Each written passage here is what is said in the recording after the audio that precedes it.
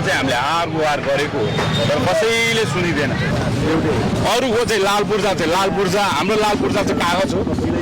विगत 100 वर्षबाट हामी यहीँ बसेर जतिखेर चाहिँ नगरपालिकै थिएन हाम्रो यो घरहरू हाम्रो यो व्यवस्थापनहरू हाम्रो हरेक कुराहरू संरचनाहरू हामीले नै बजार विस्तार गरेको त्यो हेटौडाको।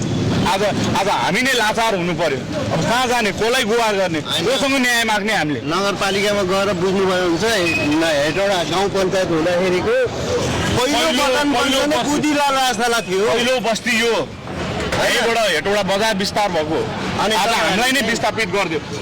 अझ के भन्छ, अतिक्रमण गरेर बसेको भन्छ। अतिक्रमण हो यो, अतिक्रमण गरेर बसेको भयो। विगत 100 वर्षबाट त्यो लाल पूर्जा चाहिँ कहाँबाट आयो त भने? अतिक्रमण भनेको त जो चाहिँ अतिक्रमण गरेर तपाईँको यो राप्ती पुल भन्दा उताकोलाई चाहिँ अतिक्रमण भन्न मिल्छ। हामीले त बकाइदा रूपमा चाहिँ भनौँ न विगत 100 वर्षबाट चाहिँ यसको घरधुरी कर, दोकान कर, नगरपालिका कर सबै करहरू तिरेर आजको दिनसम्म बसेको छौँ।